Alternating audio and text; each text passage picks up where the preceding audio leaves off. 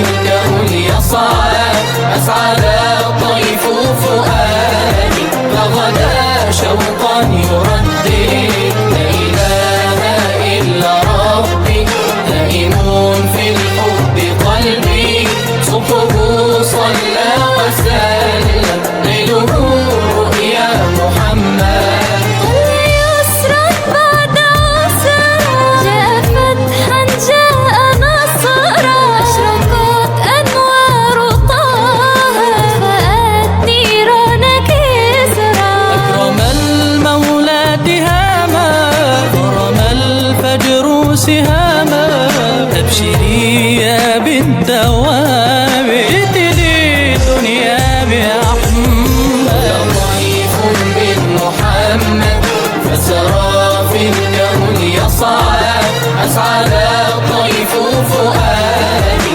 فغدا شوقا يردد لا إله إلا ربي نائم في الحب قلبي صبحه صلى وسلم ليله رؤيا محمد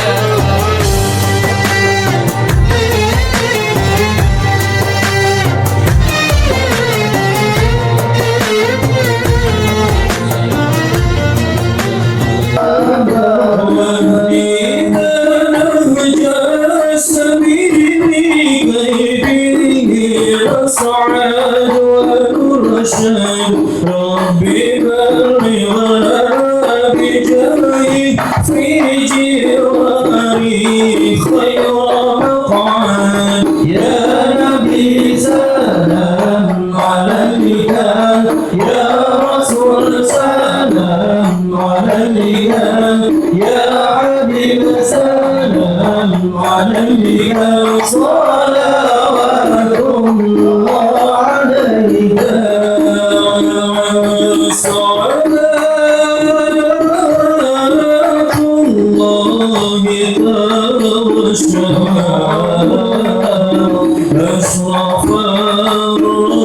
الرسل محمد يا رسول الله وسلام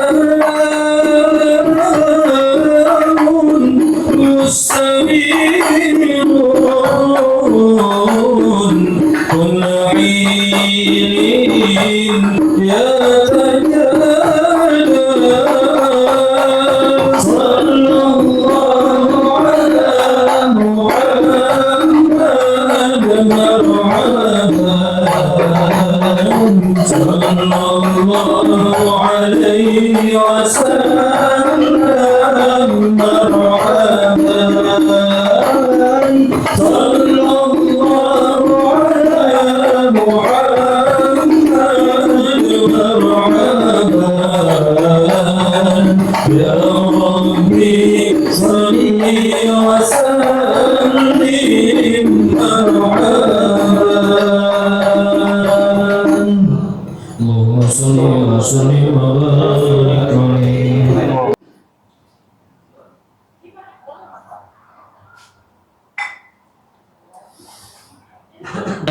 الملك القدوس السلام المؤمن المهيمن العزيز الجبار المتكبر سبحان الله عما يشركون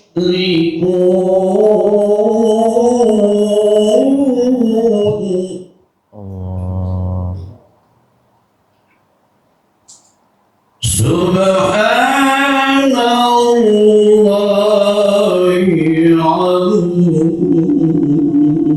عما يشركون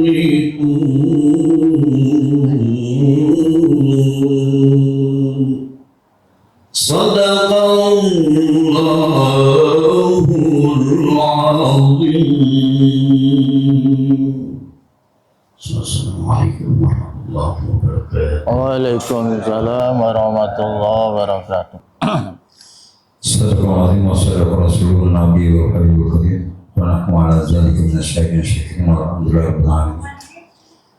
Tiba saatnya kajian inti Maulidun Nabi yang akan disampaikan oleh guru kita Buya Haitami. Mari sama-sama kita sejenak fokus, hening, kita dengarkan kajian yang akan dibawakan, yang akan disampaikan oleh guru kita untuk kita semua. Allahumma shalli ala Muhammad.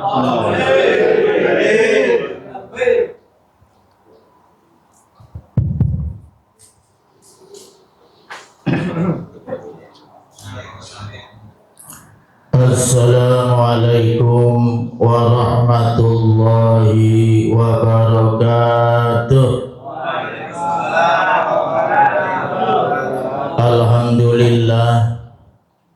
Alhamdulillahi rabbil alamin, wassalatu wassalamu ala asyrafil anbiya'i wal mursalin, Sayyidina wa habibina wa syafi'ina wa qurrati ayunina wa maulana Muhammadin wa ala alihi wa sahbihi ajma'in.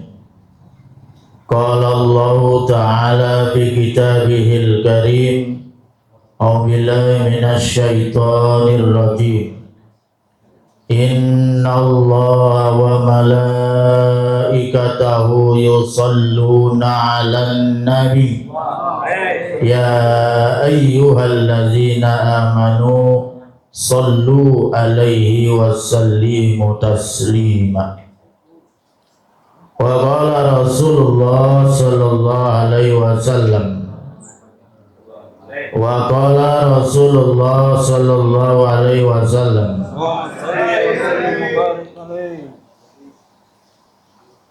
inna awlan nasi bi yaumal qiyamah aktsaruhum alayya salatan.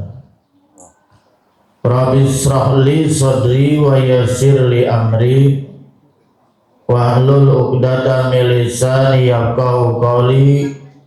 Rabbi zidni ilman nafi'a warzuqni fahman jaida bil laili wan nahar. Allahumma faqihni fid din wa 'allimni ta'wila. Allahumma rzuqni fahman nabiyyin wa hizal mursalin wa ilhamal malaikatil muqarrabin. Amma ba'du. Yang saya hormati sahibul bait, sahibul majlis, Bapak Haji Adetiar beserta keluarga, Ibu Haja Bibit Abibah beserta anak mantunya. Mudah-mudahan keluarga beliau senantiasa dirahmati oleh Allah Subhanahu wa taala. Usaha beliau senantiasa diberkahi oleh Allah Subhanahu wa taala, sehingga majelis taklim ini terus berjalan dengan baik. Juga yang saya hormati orang tua kita yang termasuk salah satu jamaah yang terjauh, yaitu Abah Mahmud dari Cengkareng, didampingi oleh Ustadz Hidayatullah yang baru saja membacakan ayat Quran yang cukup merdu dan enak untuk dinikmati. Kalau ada yang adakan maulid dan sebagainya butuh qori, hubungin saja Ustadz Tukoknya, nanti dikomunikasikan dengan beliau. Pembawa acara yaitu Ustadz Hendra Tuko, Ustadz Haji Nur Hasan, hadirin hadirat sekalian yang tidak saya absen satu persatu, tapi insya Allah yang hadir malam hari ini semuanya tercatat dengan baik oleh malaikat Allah sebagai nilai ibadah. Amin. Dan yang malam ini kumpul hadir, mudah-mudahan dicatat sebagai tanda rasa cinta mahabbah kita kepada baginda Rasul Nabi besar Muhammad, karena acaranya acara maulid Mudah-mudahan kelak di akhirat nanti kita mendapat syafaat Nabi besar Muhammad sallallahu alaihi wasallam. Para jamaah sekalian, utusan Allah, manusia pilihan yang diturunkan ke muka bumi jumlahnya lumayan banyak. Ada 124.000. Itu jumlah nabi yang diketahui dan juga yang tidak diketahui. Kemudian menjadi 313 para rasul. Itu pun tidak semuanya wajib diketahui. Kemudian diringkas kembali menjadi 25 nabi dan rasul yang ada di dalam Al-Quran.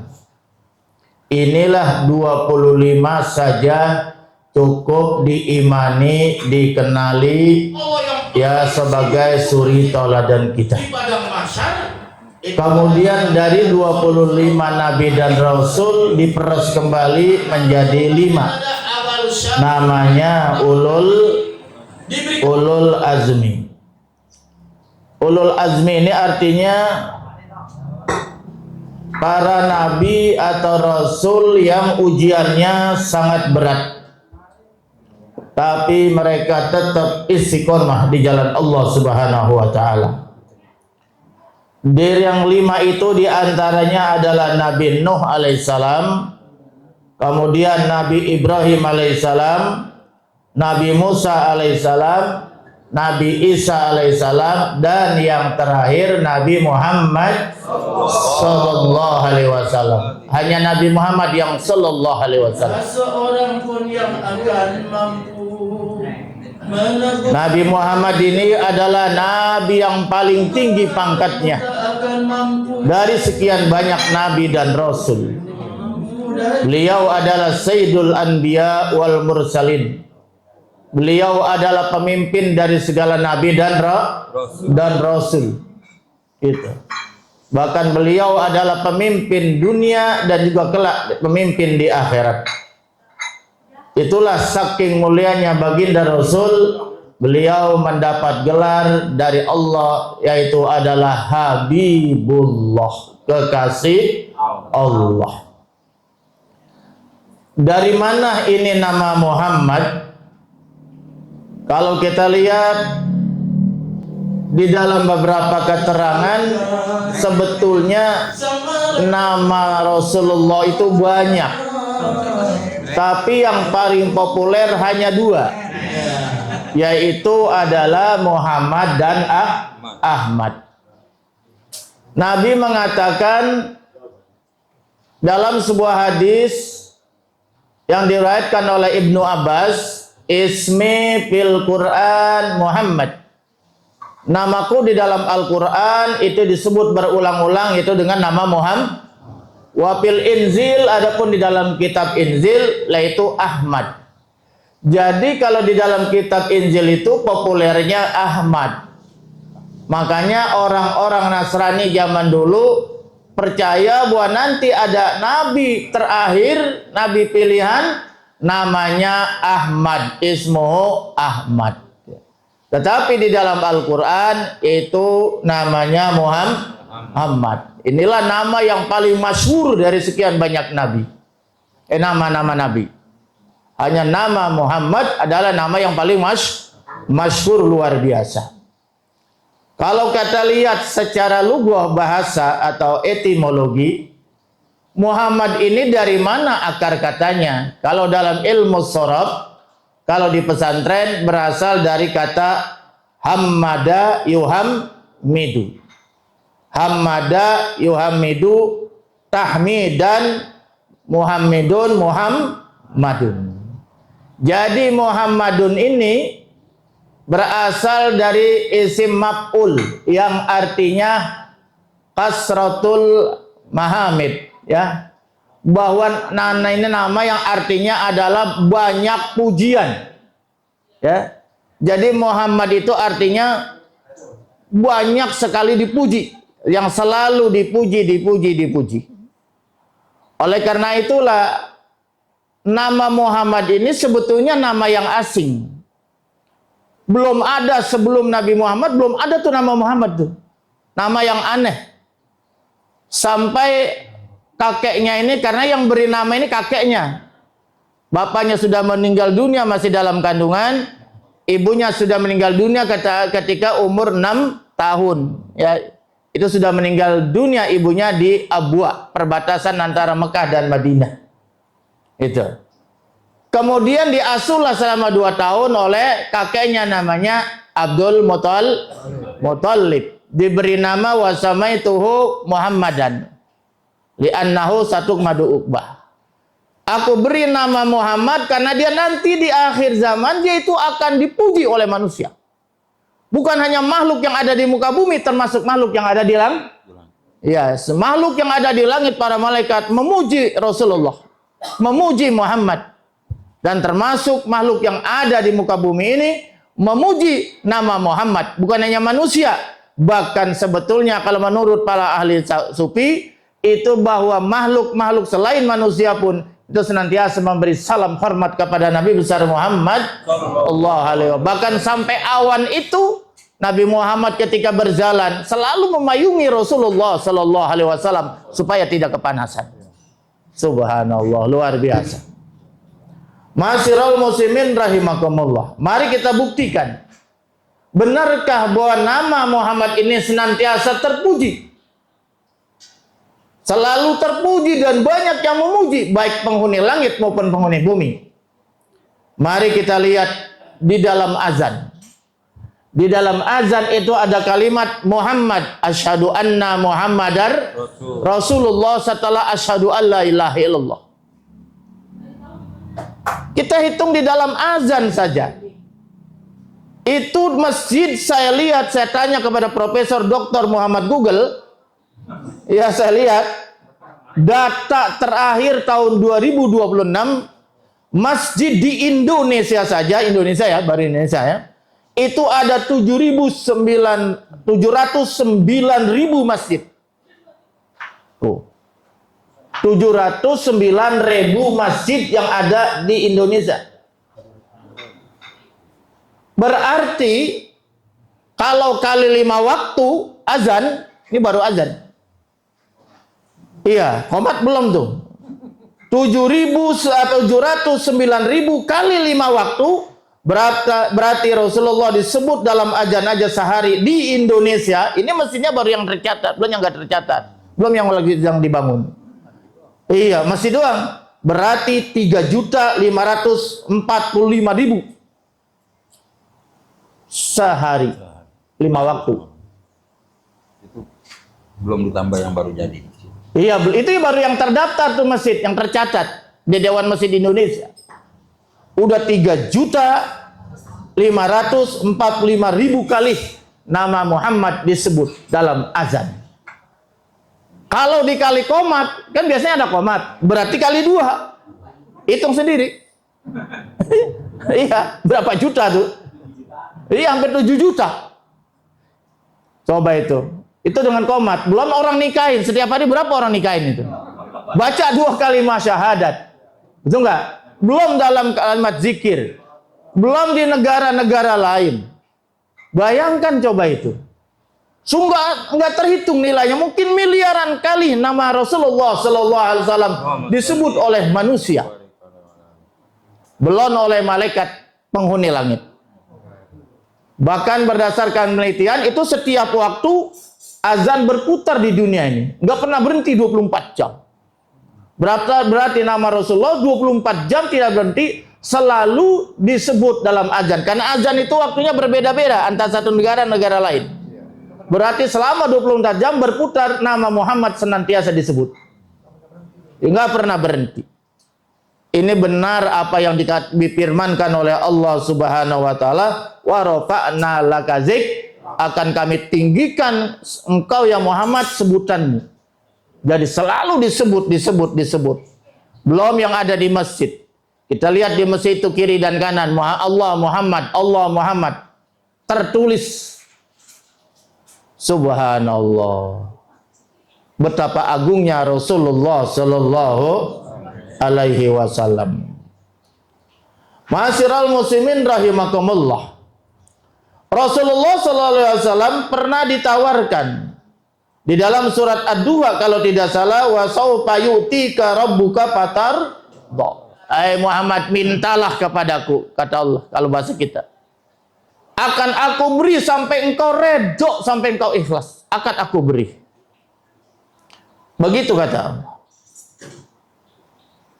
Kemudian apa jawabannya? Qala Nabi sallallahu alaihi wasallam, wallahi demi Allah, la arda wahidun min ummati finnar.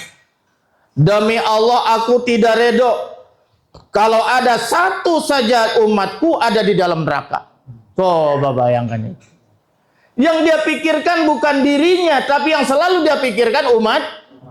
Betapa cintanya baginda Rasul kepada umatnya, baik yang dia kenal maupun tidak dikenal. Tapi mudah-mudahan kita yang ada di sini dikenal oleh Nabi. Tapi syaratnya dikenal Nabi, banyak menyebut nama Nabi. Betul nggak? Bagaimana cara menyebut Nabi? Yaitu dengan baca salawat kepada beliau. Begitu. Nanti bahkan satu-satunya makhluk Allah yang paling sibuk, super sibuk di padang mahsyar itu adalah baginda Rasul sallallahu alaihi wasallam. Karena Rasulullah ini adalah awalus syafi, orang yang pertama kali diberikan izin memberikan syafaat. Ya? Subhanallah. Nabi-nabi yang lain malu memberi syafaat. Karena merasa punya kesalahan, punya dosa. Nabi Adam malu memberikan syafaat karena pernah melanggar ketentuan Allah memakan buah khuldi. Nabi Musa juga malu memberikan syafaat karena mukul orang sekali mati. Nabi Nuh juga malu memberikan syafaat, pernah nyumpain umatnya habis mati tenggelam kecuali yang naik perahu. Betul nggak? Hanya Nabi Muhammad SAW yang berani maju memberikan syafaat. Pertama kali yang dia cari umatnya. Tetapi beliau dikasih syafaatul ujma, syafaat yang sangat besar. Bukan hanya memberi syafaat kepada umatnya, manusia lain pun diberikan syafaat oleh beliau. Kita meminta tolong sama siapa di akhirat? Karena ketika manusia dibangkitkan dari alam kubur, setelah terjadi kiamat, jadi manusia yang pertama kali nanti membelah bumi, artinya keluar dari alam kubur, diizinkan yang pertama kali adalah Rasulullah sallallahu alaihi wasallam. Iya, barulah nanti umatnya yang ada di kota Mekah, Ma'la, beruntung yang dikuburkan di Ma'la, nanti bangun keluar. Kemudian yang ada di Madinah, terutama di Baki, barulah manusia-manusia lain, mungkin termasuk Bulakinung, termasuk Blokum. Iya. Nanti di saat dibangkitkan dari alam kubur, Nabi Muhammad bukan sibuk mencari keluarganya, mencari istri dan anak-anak dan serta cucunya, tapi dia sibuk mencari umatnya. Itu. Dan dia pikirin umatku, mana ini umatku? Karena nanti di padang mahsyar itu manusia panik luar biasa. Ya? Panik luar biasa, ketakutan karena akan disidang. Ya, disidang bukan oleh jaksa agung, tapi jaksa yang maha agung, Allah Rabbul Izzati. Panas luar biasa karena matahari didekatkan. Ada yang sesuai dengan amal perbuatannya, ada yang sebatas mata kaki. Ada yang sampai dengkul, ada yang sampai pusar, bahkan sampai ada yang leher. Panas luar biasa, ausnya luar biasa, karena nggak ada tes solok, nggak ada yang jualan. Iya, nggak ada nasi padang. Bayangkan itu, semuanya manusia itu adalah ketakutan menghadapi sidang Rabbul Izzati. Coba kayo, orang tua nggak kenal siapa anaknya, istrinya, anak-anaknya, nggak kenal di kita. Semuanya sibuk sendiri. Nah, pada saat itulah kita sangat membutuhkan pertolongannya baginda Rasul Nabi besar Muhammad. Backing kita di dunia, jenderal, pejabat, siapapun, apalagi dukun, siapa nggak akan bisa menolong kita kecuali baginda Rasul Nabi besar Muhammad. Makanya Nabi Muhammad itu ditawarkan apa saja, dia tidak mau. Dia sujud, nggak bangun-bangun, Kata Allah, ya Muhammad, bangun, tidak ada lagi sujud di akhirat, sujud hanya ada di dunia. Saya tidak akan bangun dari sujud ya Rabb kecuali engkau memenuhi janji-janjimu. Saya akan menolong umat saya yang sedang kehausan luar biasa. Akhirnya dikasihlah telaga Kausar. Telaga Kausar ini adalah airnya yang sangat nikmat, airnya yang sangat sehat, airnya yang sangat madu, lebih manis daripada madu, lebih putih daripada susu, lebih sejuk daripada embun. Bayangkan itu. Akhirnya diizinkanlah itu Rasulullah. Didatangkanlah itu namanya Telaga Kausar. Kemudian Nabi Muhammad sibuk memberi minum kepada umat yang sedang kehausan luar biasa. Coba bayangkan itu. Kitanya ini kok nggak ngerti dicintai sama Rasulullah Sallallahu Alaihi Wasallam. Betul nggak ya? Baca salawat aja males. Makin domelin dulu mak ustadz, makin diingetin terus. Ya Allah. Padahal iya, di dalam sebuah keterangan hadis dikatakan la yara wajhi salasatun. Nanti ada 3 golongan yang Nabi nggak mau ngelihat wajahnya tuh. Coba yuk, Nabi aja melengos nggak mau ngelihat. Hah? Bayangkan itu. Mau minta tolong sama siapa? Yang pertama akul walidain, orang yang durhaka kepada kedua orang tuanya. Hati-hati. Ayo.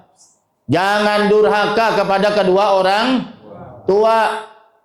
Mumpung masih ada orang tua, berbaktilah, bahagiakanlah sesuai dengan kemampuan kita. Betul nggak?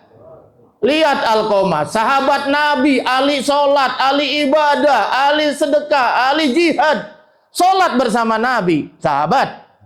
Tapi di saat dia sakit keras, sakratul maut, berhari-hari tidak bisa mengucapkan 2 kalimat syahadat.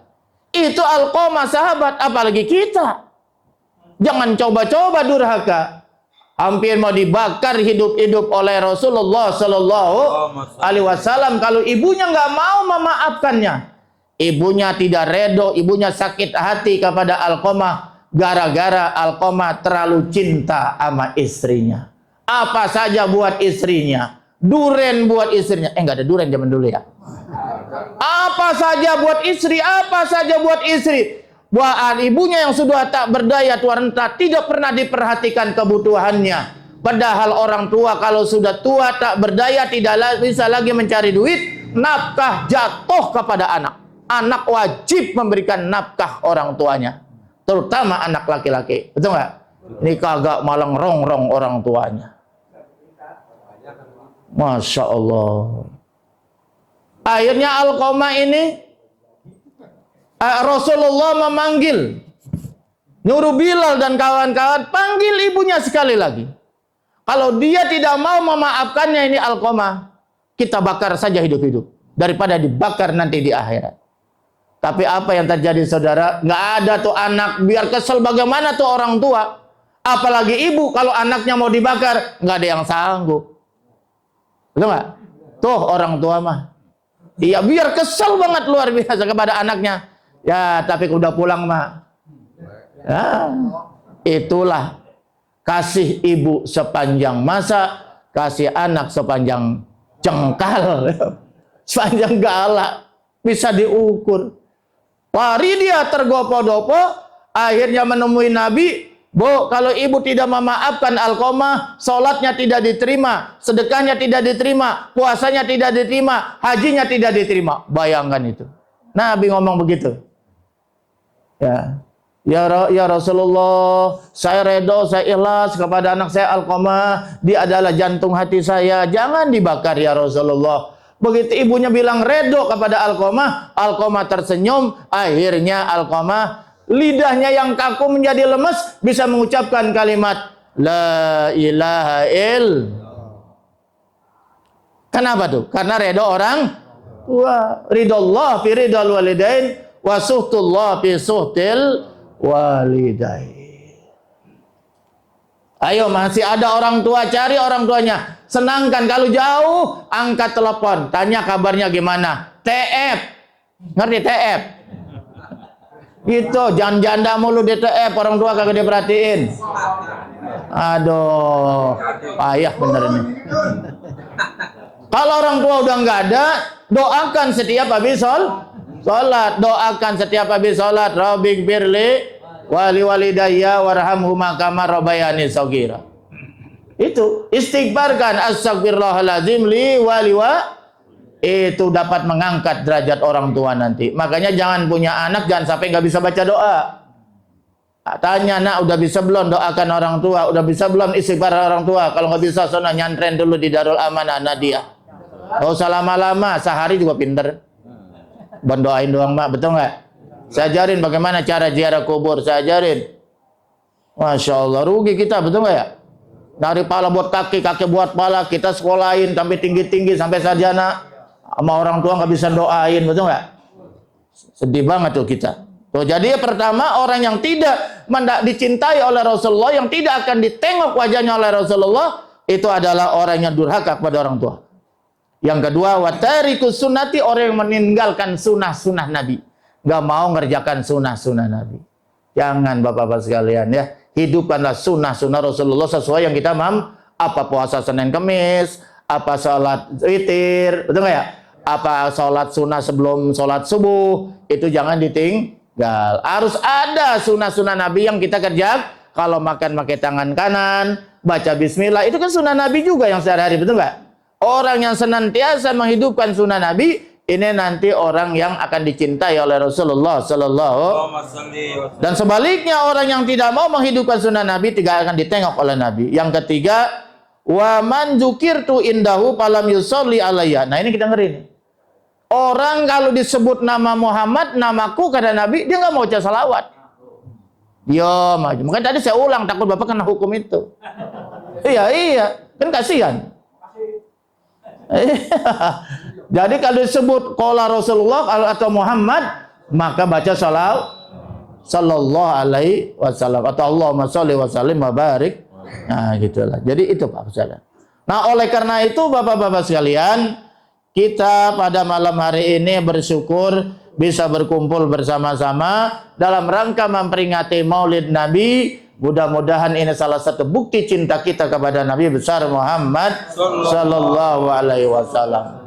Ya, nanti di padang mahsyar kita mudah-mudahan mendapat syafaat pertolongan dari Rasulullah sallallahu alaihi wasallam. Karena Nabi adalah orang yang paling sibuk mencari umatnya nanti di padang mahsyar. Bahkan sampai sakratul maut, Nabi itu saking cinta sama umatnya, yang dia ingat bukannya keluarganya terlebih dahulu, tapi yang dia ingat adalah umatnya. Ini Rasulullah Sallallahu Alaihi Wasallam waktu sakratul maut dia merasakan begitu sakit luar biasa. Itu Nabi, apalagi preman.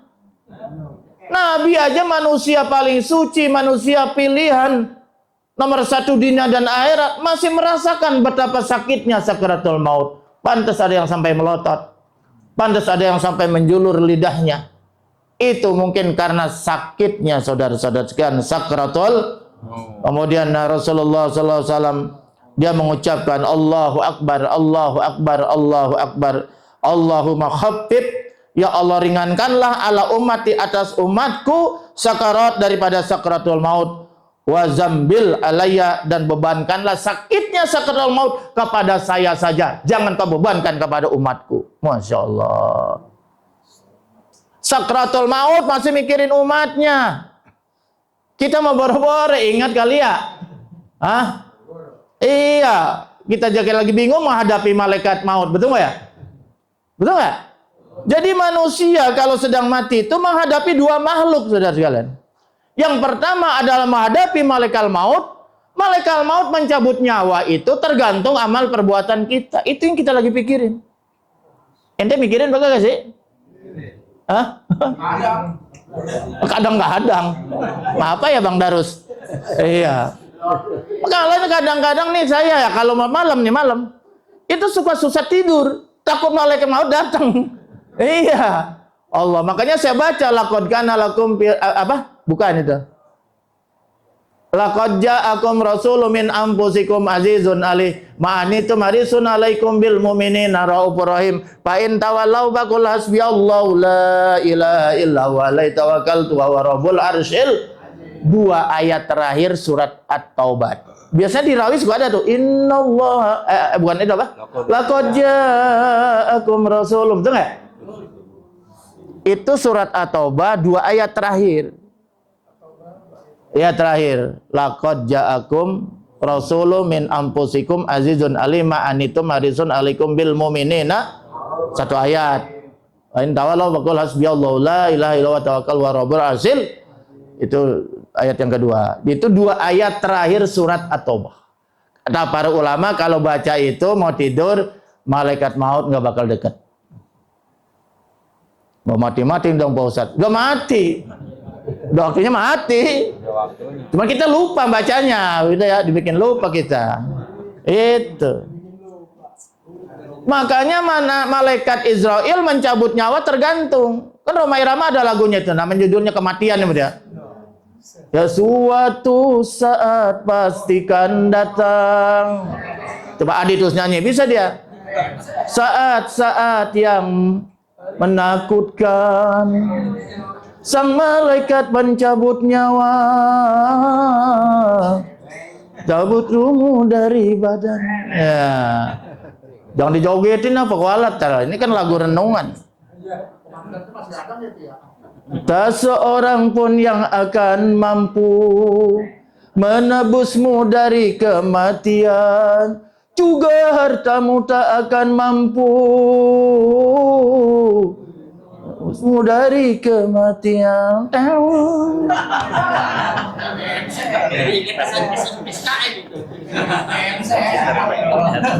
Itu saya kalau lihat lagu itu, ya Allah, saya pikirin aja. Kata Rhoma Irama itu di situ di dalam setelah rapnya ada 2 cara malaikat maut mencabut nyawa, kata beliau. Dari itu kan hadis. Iya. Ada yang kalau orang yang ahli ibadah, orang yang soleh, itu ditariknya ya bagaikan rambut dari tepung, ditariknya pelan-pelan set. Tapi kalau preman ahli ibadah, bagaikan kain sutra yang halus ditarik nyangkut di paku. Nyangkut di duri, tarik aja buebet. Wah, ditariknya dari kaki. Bayangkan itu. Nah, iya makanya ada yang melotot. Itu. Lihat Pak itu, Cina-Cina itu. Ngeri ya? Bang. Itu baru malaikat maut. Yang kedua kita menghadapi bisikan setan. Jadi pada saat itu ada malaikat, ada setan. Setan ini membujuk supaya kita matinya su'ul khotimah. Ngeri itu. Mau saya kasih doanya? Mau lah. Mau gak? Nih doanya begini. Supaya kita nanti jangan sampai dikacaukan oleh setan di saat kita mengucapkan kalimat tauhid di akhir ucapan kita menyebelang kematian. Allahumma inni a'udzubika ayatahabbatani syaiton indal maut. Allahumma inni a'udzubika, ya Allah aku berlindung kepada engkau ayatahot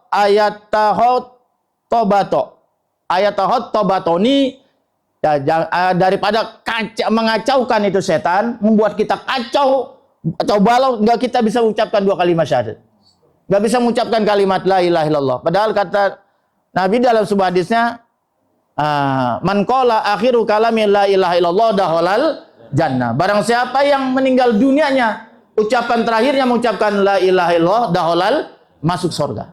Tapi dikacaukan oleh setan. Makanya baca doa itu. Mudah-mudahan kita nanti selamat daripada tipu daya setan. Ya, Amin. di saat menghadapi kematian itu. Ya. Itu saudara sekalian.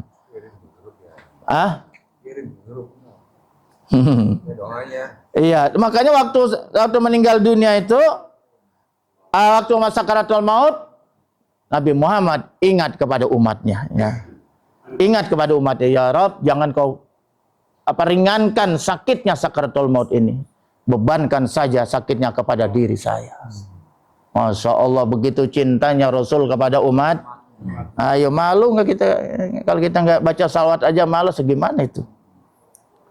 Bahkan ummati as-sholat, umatku jangan tinggalin sholat. Itu pesan tuh sholat. Karena nanti yang pertama kali diperiksa dalam sidang akhirat itu, yaumul hisab adalah sholat. Nanti dalam sidang akhirat itu ada yang lama sekali, udah mandi keringat. Nggak tahu tuh apa. Ya satu hari di dunia kan 1000 tahun di sana. Bayangkan itu ya. Ada yang mungkin secepat kilat, ada yang kagak dihisab malah. Tapi ada yang bertahun-tahun kagak selesai-selesai. Udah terkencing-kencing kan pokoknya ada itu. Ya. Itu. Karena sholat nanti adalah yang pertama kali dihisab. Makanya kita kalau lagi nyuci tangan, doanya apa biasanya tuh? Nyuci tangan, wudu, apa doanya? Allah. Ya. Allahumma a'tini kitabi biyamini wasibni saban nasir. Kalau nggak bisa udah pakai bahasa Indonesia saja. Ya Allah, berikanlah kitab catatan amalku nanti ya melalui tangan kan, dan permudahlah di saat perhitungan akhirat. Apa pakai bahasa apa juga Allah mah paham tuh nggak? Begitu. Ittaqun nisa, yang kedua hormati perempuan, lindungi kaum perempuan. Sekarang banyak kekerasan ya terhadap kaum perempuan ya. Pak Nabi udah pesen banget tuh, tolong jaga kaum perempuan. Ma'asyiral muslimin rahimakumullah, bahwa menurut ya Imam Abu Lais, saya catat dari kitab dari kitab Qurratul Uyun, itu saya catat qala Abu Lais As-Samarqandi, ya, orang Samarkand, idza aradta an ta'rifa anna sholata ala nabi sallallahu alaihi wasallam, kalau ente ingin tahu bahwa sungguhnya selawat kepada nabi itu adalah afdalu min sairil ibadat. Jadi ibadah yang paling utama itu bukan sholat sebetulnya, bukan haji, bukan puasa, tetapi ibadah yang paling tinggi derajatnya itu adalah berselawat kepada Nabi besar Muhammad. Kita tahu sholat, kita tahu puasa, kita tahu zakat dan sebagainya dari mana? Dari Nabi. Jadi makanya yaitu berselawat kepada Nabi, kata Abu Lais, adalah afdalu min sairil ibadat, yaitu adalah seabdol-abdolnya, seutama-utamanya dari seluruh ibadah. Panzur, maka lihatlah qaulahu ta'ala. Lihat kalau ente pengen tahu bahwa salawat itu paling tinggi derajatnya, firman Allah Ta'ala dalam surat Al-Ahzab kalau nggak salah ayat 56 ya kalau nggak salah. Innallaha wa malaikatahu yusalluna 'alan. Ini dalilnya Abu Lais. Bahwa sholawat itu ibadah yang tertinggi. Dalilnya innallaha, sesungguhnya Allah. Ini surat Al-Ahzab. Wa malaikatahu, dan para malaikat-malaikat Allah. Yusalluna, senantiasa karena fi'il mudhari. Yusalluna 'alan nabi, berselawat kepada Nabi. Bayangkan itu. Selawat kepada Nabi. Itu dan seterusnya. Nah, di sini dikatakan oleh beliau, Ma'amarallahu ta'ala biibadahu. Allah menyuruh hamba-hambanya, manusia, bisairil ibadat, seluruh ibadah, wa shalla alaihi, tapi Allah berselawat kepada Nabi Muhammad. Nah, Allah berselawat dia kepada Nabi Muhammad. Terus dia memerintahkan setelah berselawat kepada Nabi Muhammad, kemudian memerintahkan malaikat. Malaikat, lo juga berselawat, gitu ya. Maka berselawatlah para malaikat. Nah, setelah itu barulah Allah itu menyuruh kepada orang-orang yang beriman untuk berselawat kepada Rasulullah sallallahu ya ayyuhalladzina amanu sallu alaihi wasallimu taslima. Sebelum nyuruh ayatnya, Allah dulu berselawat dan para malaikatnya. Saking tuh Allah sayangnya kepada Nabi Muhammad. Makanya kalau kita pengen selamat, ya, pengen disayangi oleh Allah, sayangilah Nabi besar Muhammad. Kalau kita pengen dicintai oleh Allah, cintailah Nabi Muhammad. Kalau kita pengen selamat dunia dan akhirat, ikutilah apa yang diajarkan oleh Nabi besar Muhammad sallallahu alaihi wasallam. Kenapa orang pergi haji, pergi umroh pasti ziarah ke Madinah? Betul nggak? Padahal kan nggak ada hubungannya. Emang ada nggak rukun haji, rukun umroh di Madinah, ada nggak? Nggak ada, semuanya di Mekah.